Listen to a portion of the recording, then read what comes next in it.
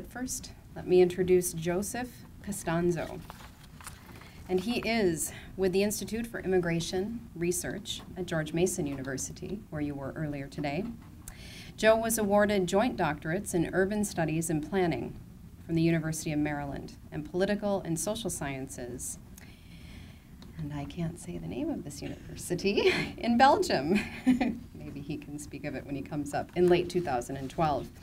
In 2013, in addition to advising students, Dr. Costanzo is developing his research agenda into the recruitment and retention of immigrant talent into the United States. He is also researching the understudied population of Americans living overseas, as well as exploring the role of sociocultural events in immigrant integration.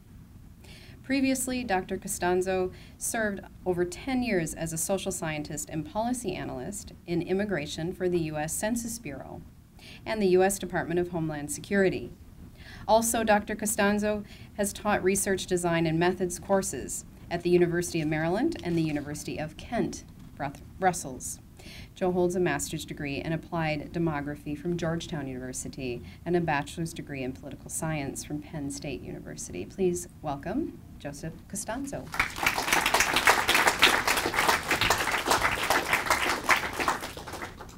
Thank you. I'm trying to get set up here. As a now academic, I'm not accustomed to wearing suits every day, and it's a little warm to be wearing the suit for the first time in a very long time. First, thank you very much for having me. Thank you to the Gulen Institute, for the Turkic American Alliance, to Rumi Forum for allowing me to come and to talk to you today for about 10 or 15 minutes on the theme of the youth platform this year in terms of the hospitality in the global village and specifically migration. And so congratulations first to you before I get started, to those of you who won and to the runners-up and the teachers who are here and family to support. So as I said, I'm here to talk about migration, and basically one of the things I say when I teach and well, basically to anyone who's listening is I won't be giving you definitive answers, as there are none, much to my disappointment, but that's kind of the reality that is migration, but more to pose some questions for you to think about and to give you an overview of the many, many issues and the complexities that face us. In terms of, can you hear me in the back? Is that okay, micro? And I'm not blasting those in the front, so we're okay. So first, a little shameless plug for the Institute for Immigration Research. I do have others of these relatively fresh off the presses on the back table. This is a pamphlet that basically talks about our very new institute. We started in 2012. I started in January of this year. And we really look at one of the main focus points that we have is really changing the conversation about migration. Predominantly in the US, that's kind of our main focus. We're trying to change the conversation how? We're trying to move away from the disproportionate attention that is given to enforcement and to border issues, but issues of security and of crime. These are well covered by many other institutes. And so our focus is really on contributing, in particular, the economic contribution that immigrants make to the United States. The timing of this year's Youth Forum couldn't be better in terms of the topic of migration. As you may very well know from those of you students who wrote the essays, that now we are actually not far away from here at all on the Capitol debating immigration, the comprehensive immigration reform.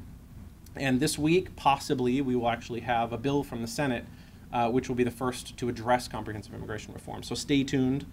You'll be there, I understand, tomorrow, so perhaps there'll be something actually already on the floor by tomorrow. So the impact, the discussions that are going on now, it's fairly unprecedented. Immigration seems like it's, especially when we're talking about it a lot, in the public consciousness, in the press, on the Hill, as something a constant that we talk about all the time. But in fact, the last time that immigration was a hot topic in the United States was 6 years ago.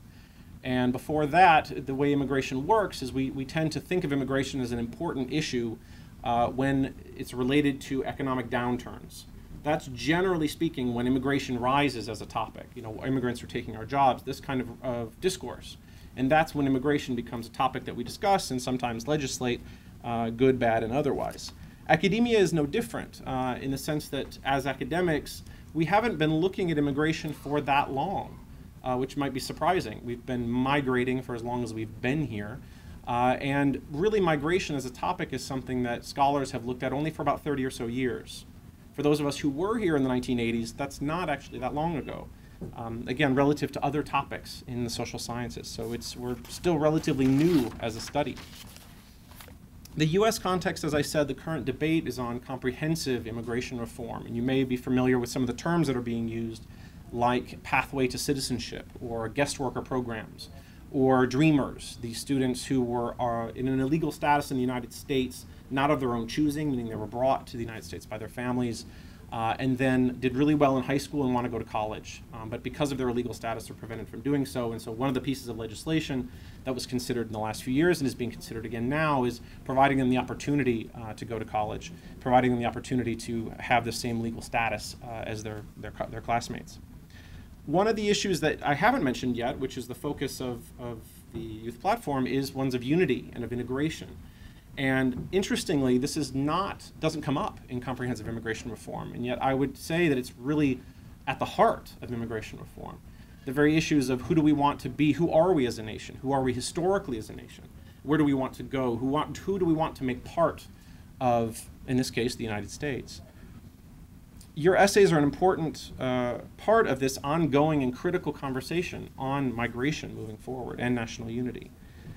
Also, of course, the United States is not alone in addressing issues of immigration, both in terms of the press, in terms of legislators, as well as around the dinner table. The issues of rights of foreign workers, family reunification, political and economic crises leading to humanitarian-based migration, as we call it, which is most people know as refugees, or internally displaced people, those people who have to leave their homes but stay within their countries. National identity, smuggling, human trafficking, all of these issues are certainly not unique to the United States. What awaits a migrant upon arrival in a new country, in a new town? A lot of times when we talk about unity, we talk very much at a national level. What does it mean as a culture for the United States? But in fact, when you look at immigration and when you talk about your own migration stories, or those of your friends or your colleagues or others, we realize that integration, that issue is very much a local level issue. That's where the integration or not in the levels of integration, incorporation, assimilation occur, is very much at a local level. So what happens next? Well, the themes of migration, again, in the essays that you've written, the common themes of interaction, of identity, of conflict, of loss, of preservation, of expectation, of hope, of change, of opportunity. This is all part of this discussion. How are immigrants to adapt? These are some of the basic but critical questions about immigrant adaptation and national unity. So the way that I look at migration is through these various lenses. This is how I kind of understand and how I talk about it. So that, as I said, I don't have this one definitive, this is what I believe you should think about immigration. Now go forth. It's really, if you've heard the expression, where you stand depends on where you sit. And the idea here is that the position you take on a matter depends on where you're situated in life. This could be in demography. Very specifically, we have an expression that maybe you'll use later on. I tend to use it a little too often, which is age, period, cohort, effect. What this means is that you're at a certain age in your life. I'm 41. So at 41 years old, in this period now, the 2010s, and then all the people who are in my cohort, the people who are alive today, the people who I have interactions with, all of these things matter. Your economic status, your social status, again, the people you hang out with, all of these things inform, and you inform, the decisions, the ideas that people have of your time, of your age at this moment. So I often begin, as Jenna said, I teach or have taught research design and methods. So I basically teach social scientists how to be good researchers. And so what I often do is I start with, and I'd ask you to do the same for yourselves, and I'm sure many of you have done this when you're writing these essays, is be self-reflective. So this notion of reflexivity is start with your own story. Where do you fit into these bigger questions about integration, to these bigger questions about migration? Do I have my own personal stake in the outcome? Do I have my own migration story to tell? Where do I fit into these questions of migration, unity, identity, and so on? And so before I start formulating my research questions, which is the question I'm going to pursue in the research that I'm going to do, before I start reading what other people have said, written and spoken about, before gathering and analyzing my data, I ask myself these questions. What I actually do is I have my students take just 5 minutes before we start a project. One that we were doing last year was on measuring community. What is community? And so first to just take 5 minutes to think about and write down, what does community mean to them? Personal experiences, is there a certain perspective they have? And the same thing with migration, the same thing with unity. What does this conjure up emotionally? What does it conjure up in terms of ideas, of images, of data, whatever it is that you take, and take that time to just express that before you get into the research itself. And my own story in this is my family came to the United States from Italy in 1910, part of this great wave to the United States. This great wave of immigrants through Ellis Island, Statue of Liberty, this kind of image, iconic image that we have of great migration in terms of size in the early part of the 20th century. And I started, that's part of it, certainly that's part of my story, and I started really working on immigration in the early 1990s for the State Department overseas in Paris, France. And it was basically that moment when I would basically process people's applications who've been waiting 10 or 15 years to come to the United States. Not as tourists. These are people who applied, say, in 1983. And again, it's 1993 when I worked there. They applied in 1983 at 20 years old, 18 years old. They came back 10 years later because now it was their turn. It was their turn to sit and for the US government to determine whether or not they would allow them to come to the United States, to have a green card and to come to the United States. 10 years. That blew my mind. People would come and they'd wear what we call their Sunday best. They would dress incredibly. They'd have their wives and their kids there now if they're male immigrants. They would come, the whole family's there. The life has changed dramatically. Think of your own lives now and then project 10 years forward, or those of you who are 30 and beyond, who you were at 20. And to think you're going back 10 years later, you may not even be living in the same place. But to go back, and this is not just French, France was one location. So anyone who was living in France at the time, regardless of your background, or coming through France, now 10 years later, it was your time for your interview. So I found this fascinating and basically photocopied anything that wasn't classified and then started my career that way. I may have photocopied a few things. But, so what do we mean by migration? So again, as I was saying, kind of starting with these ideas, who am I in this research? Who am I in migration stories? And then the concepts. So I now start trying to define what these things are. So migration to me is a variety of things. It's mobility, it's movement, it's motion, it's international borders, accessing them, hopefully, crossing them, hopefully, pushing and pulling, a push to go somewhere, a pull from somewhere, leaving the familiar, going to the unknown. It's a change. And then it's how do we talk about migration? And the way I distinguish it is between language and discourse. Maybe the same thing, but at least in this example. Language meaning all the terms and the concepts that we use in the discussion when we talk about migration. What kind of words do we use? When we kind of listen to ourselves and other people talk about it, how are they saying it? What are the words that they're using? And then the discourse, for me, is the rhetoric.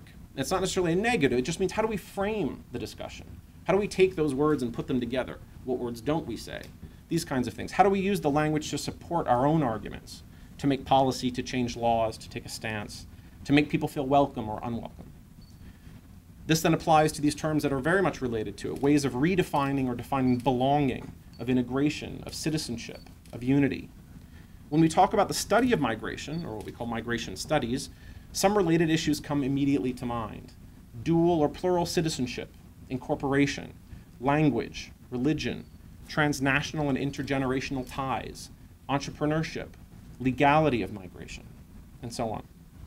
Notions also that we want to think before using or think as we're using, hopefully a little before, is terms that really imply an other, something different from us, foreigner, immigrant, stranger, illegal, and then terms that we use, incorporation, assimilation, to understand what we mean when we say these things and to challenge other people to do the same, to explain the terminology that they're using. So then is the methodological element. How do I measure this? How do I measure migration? How do I measure unity? How do I measure identity? A simple, and I use that term in as many quotes as I can reach, is size, characteristics, and impact. So how big, how many people are we talking about? What are they like? The profile of the immigrants that we're interested in, and the impact, economic, social, cultural, linguistic. In social sciences, we have, in political science and economics and demography and history, urban studies, we have an array of tools, of qualitative and quantitative ways that we study. Interviews, doing interviews, being interviewed, surveys, questionnaires, the census every 10 years, Sensory sociology. This one's an emerging way. It's been done actually for a long time, but it's taking on a lot more credibility, which is just what it sounds like, using your senses. Smell, the smell of migration, the sights of migration, the sounds of migration. All of these ideas, different ways of studying and understanding the social world. Pretty exciting, actually. Pretty cool, I think. Video, photos, archives, participant observation, going and living in a community for a month, a year, 2 years. I was in Brussels for 2 years studying a very specific cultural event there to look at notions of integration, cultural integration in the Belgian context. So again, this notion of participating in the study, in the people you're studying. Oral or life histories, where you're having someone recount the story of their life. So very in-depth, very engaging, long-term.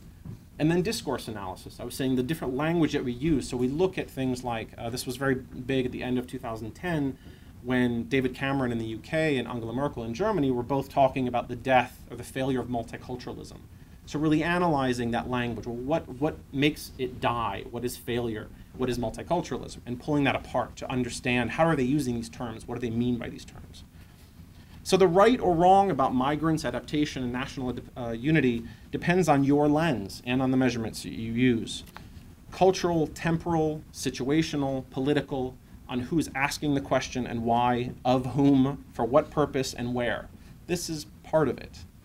And the right balance of assimilation into a majority, of preservation, of self, of who you are and your pre-migration identity, leading towards what I would say is a new identity making, where you are now with your migration identity. Motivations, as the new Mexican president said, Enrique Peña Nieto, said that the Mexican government will, quote, work to improve the quality of life and opportunities in Mexico so that migration is a personal decision and not a necessity. Again, the motivations that drive people to leave or to come back. Economic, familial, and humanitarian, fear of persecution. These are kind of the three, they're very neat, distinct categories in law that we use to explain how people move, how people and why people move. But in fact, in reality, we have economic refugees. We have people seeking job opportunities and gaining them through familial transnational networks. So again, the economic blurring with the humanitarian, blurring with the familial. So which lens is the best for answering these questions? The unsatisfactory but honest answer is that it depends. It depends on if you're looking at it through a media lens, if you're looking at it politically, if you're advocating a particular point of view for a particular community, if you're an academic, if you're telling your own personal migration story. And finally, no matter which lens you use through the essays that you have written, what I would say to you is that you've become active participants in the conversation about migration. And I would encourage you to continue participating. Thank you.